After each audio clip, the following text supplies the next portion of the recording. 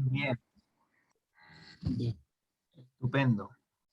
Buenos Pues días. nada, Estamos en una entrevista para la investigación que corresponde a los 50 años de la salida de Estados Unidos del patrón dólar oro, que se dio en 1971, para ser exactos, el 15 de agosto.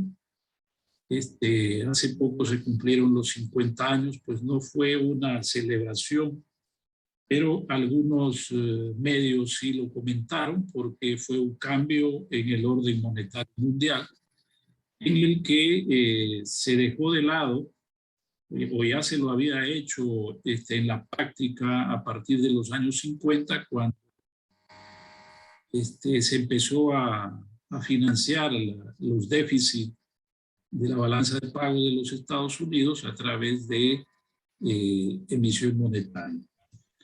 Entonces, ahora contamos con la colaboración del doctor en economía, el doctor Miguel Echarte Fernández.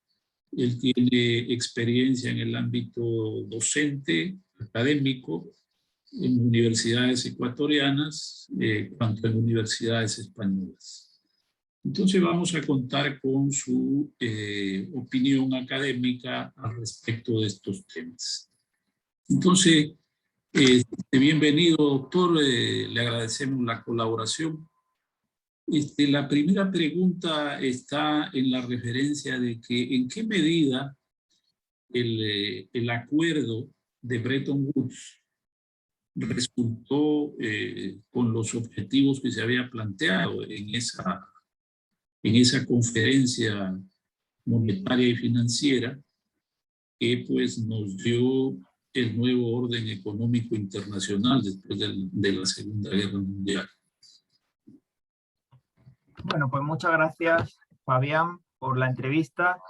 Y bueno, en primer lugar, sería interesante poner unos antecedentes de cómo se llegó a firmar esos acuerdos de Bretton Woods que se firmaron en New Hampshire, en Estados Unidos, en el año 44, cuando las potencias aliadas pues ya se sabían victoriosas de la Segunda Guerra Mundial, que terminaría poco después.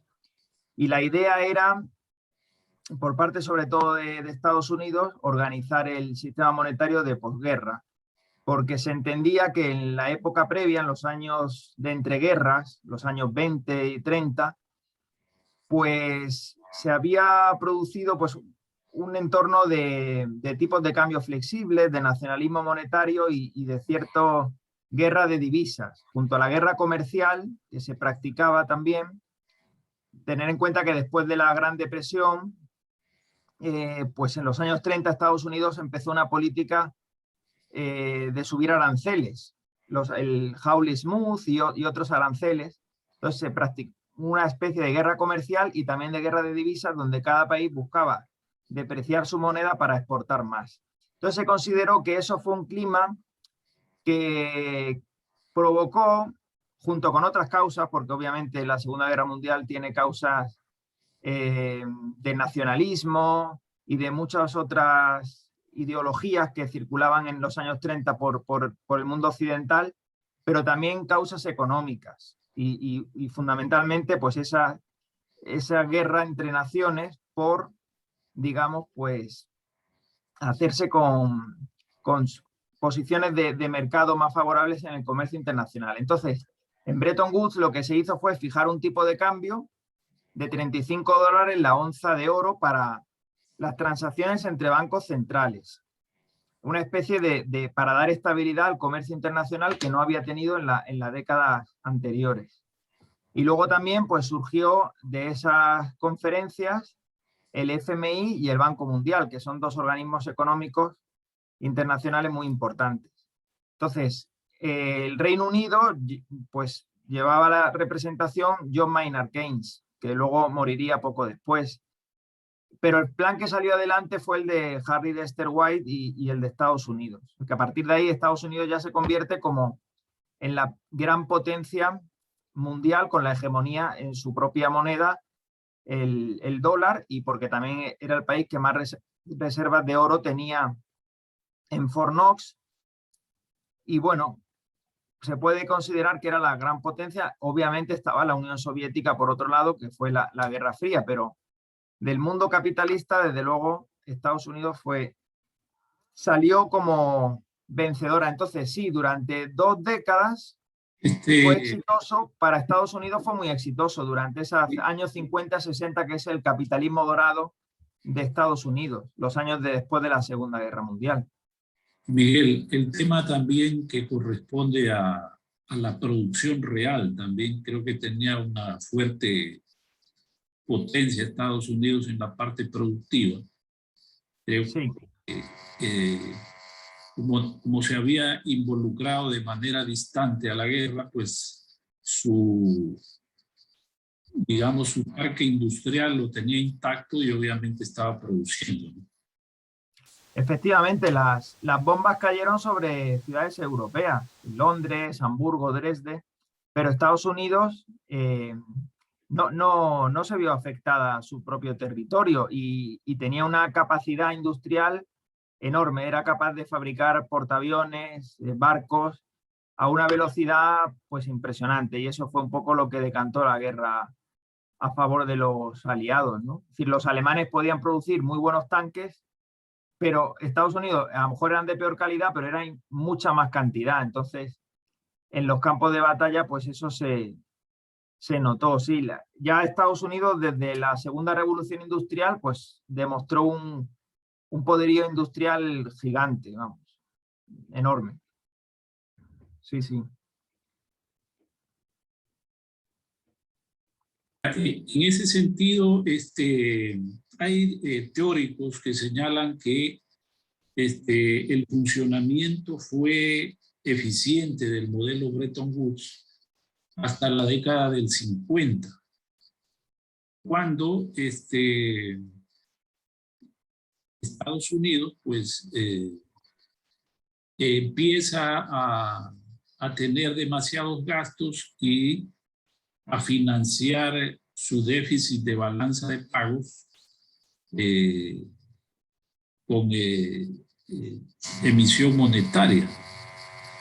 En ese sentido, los hechos de la Guerra Fría, la Guerra de Vietnam, estos hechos aportaron en la situación que se generó posteriormente, que terminó, digamos, ese proceso en 1971 con la salida del esquema de conversión dólar-oro. Claro, porque lo que ocurrió fue precisamente eso, que para financiar la guerra de Vietnam y también proyectos de gasto público interno de la gran sociedad de Lyndon B. Johnson tras la muerte de Kennedy, pues implicaron la emisión monetaria, una mayor cantidad de emisión de dólares. Entonces ya no se podía garantizar ese ratio de $35 la onza de oro, sobre todo cuando ya al final Francia, con el general de Gaulle, asesorado por Jacques Rouet, pues empezó a reclamar a cambio de los eurodólares, porque Europa se había recuperado ya para esa época de la guerra. Entonces empezó a exportar y, claro, a acumular divisas y a exigir a cambio el oro correspondiente. Entonces llegó un momento que el presidente Nixon suspendió pagos. Realmente lo que pasó es que Estados Unidos suspendió unilateralmente esos acuerdos. Y efectivamente, como bien has comentado, Fabián, se han cumplido 50 años de la salida del esquema de Bretton Woods, y a partir de ahí se considera que el dinero fiduciario, que se basa en la confianza en el emisor, el Banco Central, pero que ya no hay un respaldo de una materia prima, un commodity como era el oro. Aunque el patrón oro-dólar tampoco era el patrón oro del siglo XIX, que era un patrón clásico. Era diferente. Ya, por ejemplo, en esta época, las transacciones entre bancos centrales, pero los particulares no podían tener oro. Por ejemplo, en Estados Unidos, el presidente Roosevelt, no sé si fue en el 32 o en el 33, hizo un decreto para expropiar el oro de los particulares. Es decir, que estamos hablando de transacciones de gobiernos y de bancos centrales. Pero aún así, eso se cerró, esa ventanilla del oro en agosto del 71, y y desde entonces no hay un respaldo, digamos, de un activo real, ¿no? Se considera así el respaldo de, al final el Banco Central emite euros o emite dólares contra un activo que va a comprar, que es la deuda pública, a lo mejor. Pues sí, hay deuda pública más solvente que otra, pero digamos que no hay un vínculo con el oro ya o con otro activo. Y digamos que a partir de 1971, que ya se define la situación de esa manera, los elementos que a partir de esa fecha aportaron a que se vaya, digamos, construyendo una suerte de, como lo dice Mitch Fierstein, me parece que es un autor de Planet Ponzi, se va constituyendo un esquema Ponzi de connotación universal, en el sentido de que hay esto de que emitimos dólares y como somos la moneda de circulación en el mundo, pues estamos en alguna medida exportando nuestros problemas al resto del mundo, visto desde Estados Unidos, ¿no? Sí, siempre se ha hablado de que Estados Unidos exportaba su inflación al resto del mundo, ¿no? Porque, bueno, al final el dólar es la moneda de reserva internacional y más del 80% de las transacciones comerciales se realizan en dólares. Pero bueno, sí, un esquema Ponzi, o bien podría decirse como un castillo de naipes, ¿no? Que hay una enorme emisión monetaria y, claro, la Reserva Federal tiene la ventaja hasta ahora, porque ya vamos a ver que hay un repunte de la inflación en Estados Unidos, si bien no a los niveles de los años 70, que luego si quieres vemos las consecuencias del abandono inmediato de Bretton Woods, pero se ve como que la Reserva Federal tiene más margen porque aunque la oferta de dólares aumente, es cierto que la demanda de dólares también es muy alta. En cambio, si por ejemplo eso lo hace Venezuela o Argentina, tienen una inflación disparada, porque la demanda de pesos o de bolívares es muy baja, solo dentro del país y aún dentro del país muy reducida, ¿no? En cambio, el dólar todavía tiene ese privilegio de que es la moneda internacional, pero su hegemonía de Estados Unidos se basa en gran parte en eso y en el poder militar, pero ya estamos viendo que China está muy fuerte en muchos sentidos, ¿no? Y quiere lanzar el yuan digital y está por ver cuánto tiempo va a durar el dólar como principal moneda, ¿no? Miguel, en el caso de ya después de 1971, hay hechos relevantes, no sé cómo lo puedas enfocar tú. El tema del Sí. desarrollo de la tecnología, de la información y la comunicación, y que esto posteriormente da paso a la globalización, ¿ya? Porque aporta a la globalización el tema del desarrollo de las tecnologías de la información y la comunicación. ¿En qué medida tú consideras que estos aspectos, siendo más de orden tecnológico y más de orden de las relaciones económicas internacionales, finalmente terminan afectando el esquema que asumió los Estados Unidos desde 1971? Obviamente tomando las referencias del tiempo, ¿no? Hablamos de 1971, 80, 90, el descubrimiento de la World Wide Web, y obviamente esto potencia, ¿no?, el desarrollo de la globalización. Sí, bueno, hubo muchas consecuencias. Las más inmediatas es que el dólar se depreció tras el anuncio de Nixon con respecto al oro y a otros activos, y que luego además en los años 73 y en adelante la OPEP decidió, para castigar a los países que habían apoyado a Israel en la guerra del Yom Kippur, reducir la oferta de petróleo, entonces los precios subieron y hubo una estanflación en Estados Unidos. decir, una crisis con altas tasas de inflación y desempleo en los años 70, que afectó a muchos países en Europa también. El caso de España también le afectó bastante porque importaba petróleo. Seguimos importando petróleo. Pero Estados Unidos ya no, porque ha descubierto la tecnología del fracking, que es para sacar petróleo del subsuelo, pero en esa época se vio muy afectada. De hecho, en Estados Unidos, que se pone como ejemplo del libre comercio, se llegaron a fijar precios máximos para el petróleo, ¿no? Pero luego,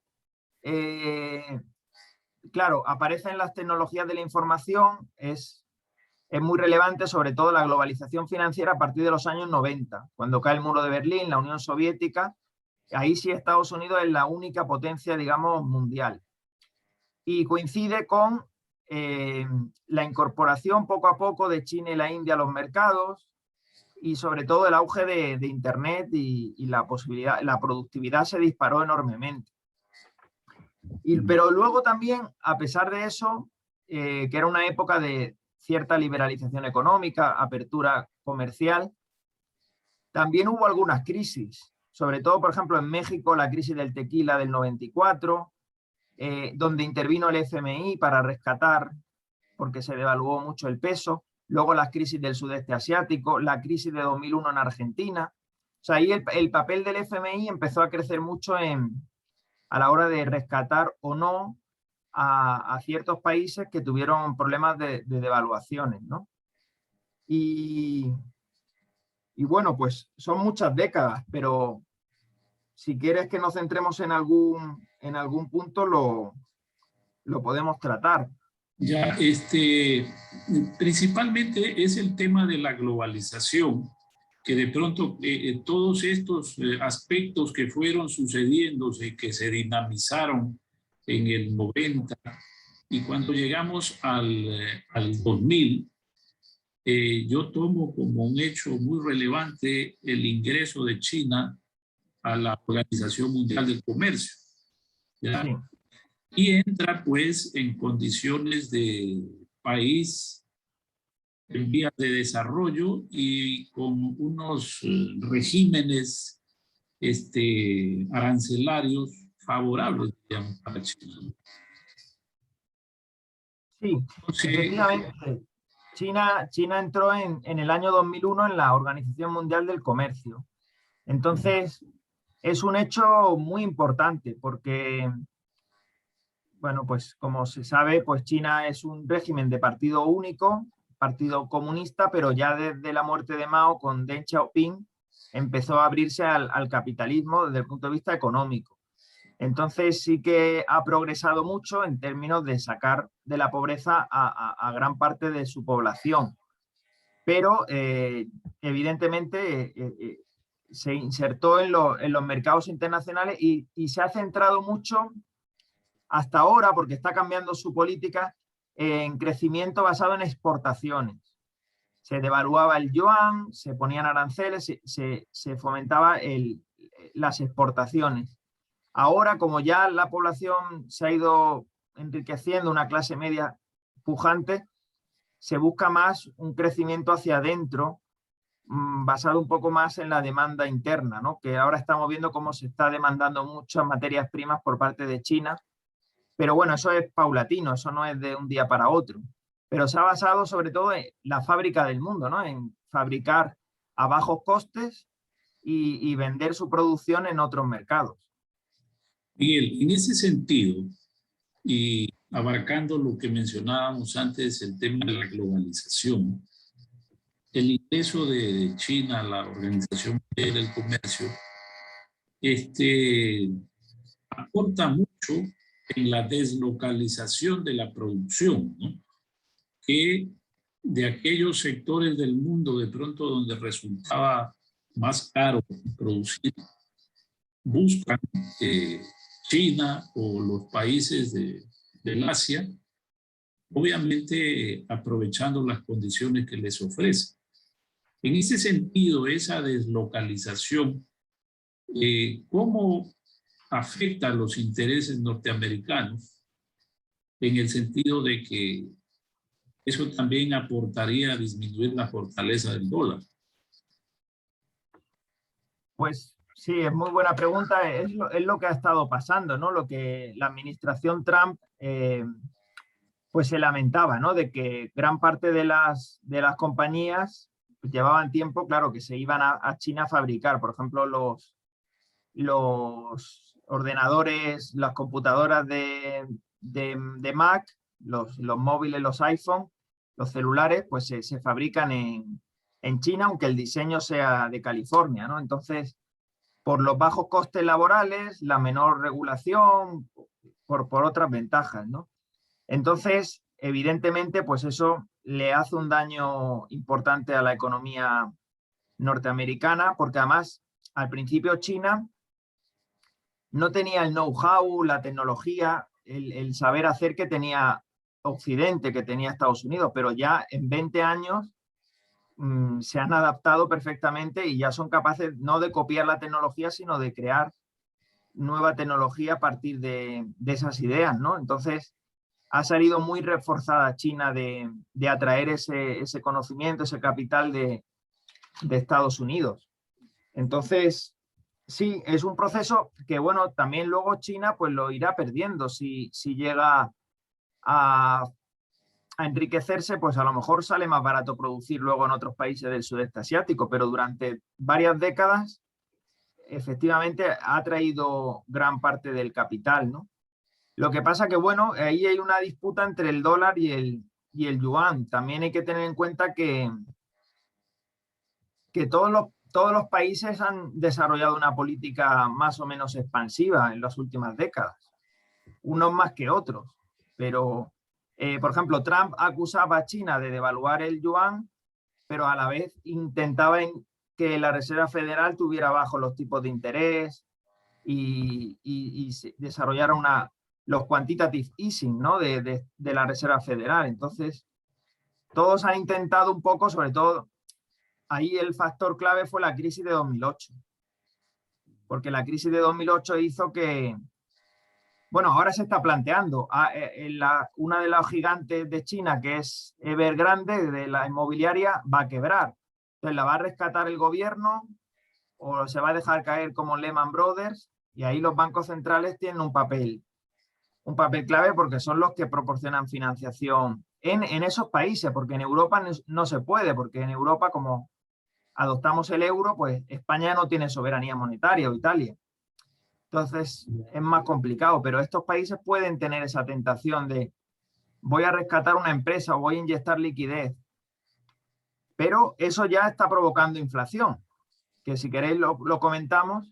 Sí, mira, ese tema justamente con el momento en que viene dándose esta situación y que se vuelve más evidente el momento que se da esta incertidumbre de la pandemia del COVID-19, algunos países advierten de que su base industrial ya no existe, que la globalización los hizo dependientes del resto del mundo. Y entonces, pues, en el caso norteamericano, se apeló al tema de emitir moneda para ayudar a sus ciudadanos, para ayudar comprando deuda a sus empresas. Y este momento, como tú bien señalas, se está generando no solo en los Estados Unidos, que adoptaron esa política, y otros países del mundo, se da un proceso inflacionario. Entonces, en ese sentido, se plantea que el tema de el incremento de las tasas de interés en Estados Unidos no sería una solución, porque más bien hundiría a las empresas, ¿no? Entonces, Bueno, ¿en qué perspectiva tú le ves a este proceso que aún no termina, ¿no? Que está en emergencia?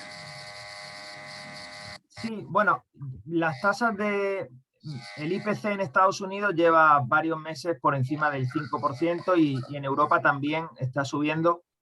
sobre todo se dice fundamentalmente por el incremento de las materias primas, sobre todo del gas, los carburantes, la gasolina, la factura de la luz en España está subiendo bastante.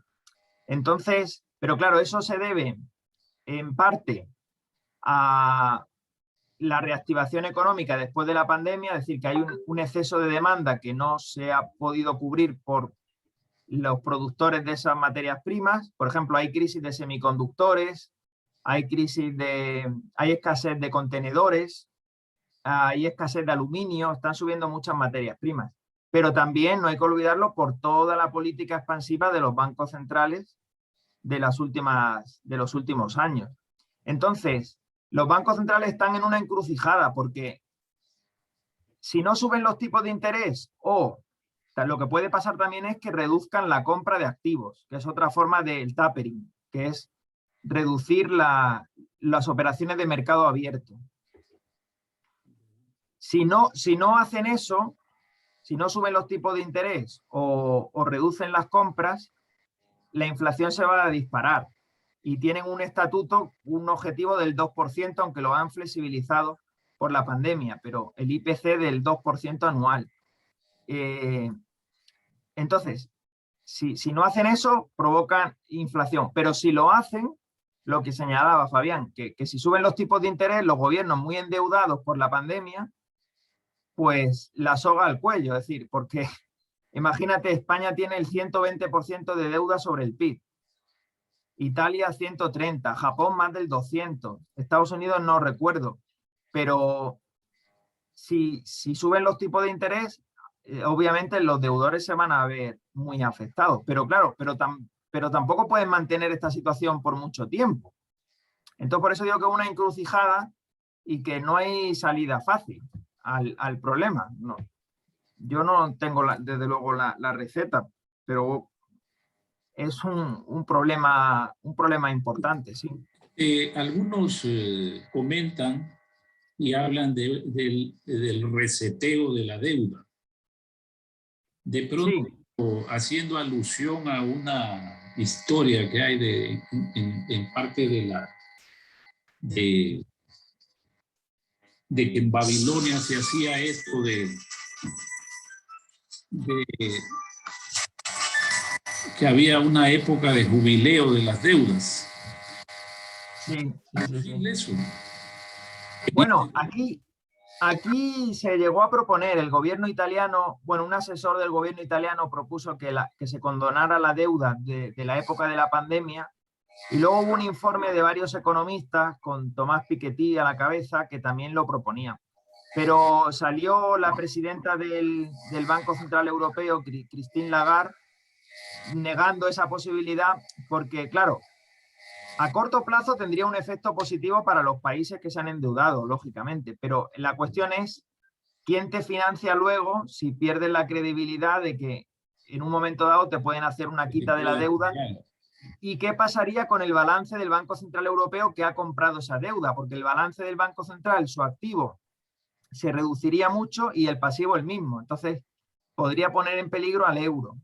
Pero claro, los gobiernos saldrían beneficiados. Pero un poco parecido lo que pasó en Ecuador en 2008 cuando se impagaron los bonos temporalmente, que luego solo se financiaba con China y a tipos de interés muy altos, o en Argentina cuando se impagó en 2002, que luego costó mucho tiempo volver a entrar al mercado de capitales. Es decir, obviamente tiene ventaja a corto plazo. Si no pagas tu deuda, pues al mes siguiente, al año siguiente, encantado de...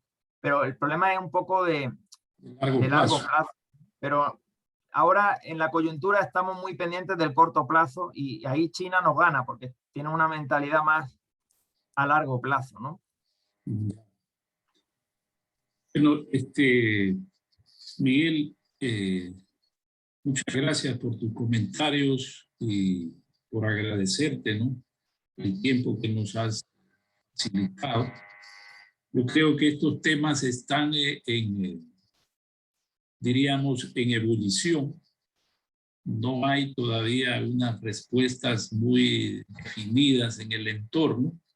Como tú dices, hay unas decisiones que se tienen que tomar o que la inercia del tiempo nos llevará a que de pronto el inmovilismo que se pueda adoptar nos lleve a una decisión, digamos, de algún tipo, que plantee alguna solución. Pero obviamente la solución tiene que ir por el objetivo final, que debe ser disminuir la pobreza en los pueblos, ¿no? De pronto tus palabras finales, Miguel. Bueno, pues nada, agradecer la entrevista, preguntas muy interesantes y sí, no debemos perder de vista, pues el objetivo es reducir la pobreza absoluta, se viene reduciendo desde hace bastante tiempo, pero bueno, todavía hay que sacar de la pobreza a gran parte de la población, sobre todo pues en América Latina, ¿no? Yo viví, como bien has dicho, un tiempo por allí, pero también en otros contextos, ¿no? Es decir, la crisis de las dos crisis, la de 2008 y ahora la de la pandemia, están afectando a muchos sectores de la economía, ¿no? Y bueno, pues siempre se habla de programas de rescate, pero da la sensación de que se benefician grandes empresas de esos programas de rescate públicos, pero que luego el pequeño comercio, las empresas que no tienen esos vínculos, esas conexiones políticas, son las que más pueden sufrir esta situación, ¿no? Entonces, bueno, se requieren muchas reformas y mucho liderazgo político que no parece que estemos sobrados de ello en nuestros países, ¿no? Pero bueno, esperemos que el futuro que no está escrito, que vamos construyendo poco a poco, pues vaya despejando la situación y vaya bien tanto para el Ecuador como para todos los países, ¿no? Con los que tenemos tantas afinidades. Miguel, muchas gracias, ¿no? Ahora voy a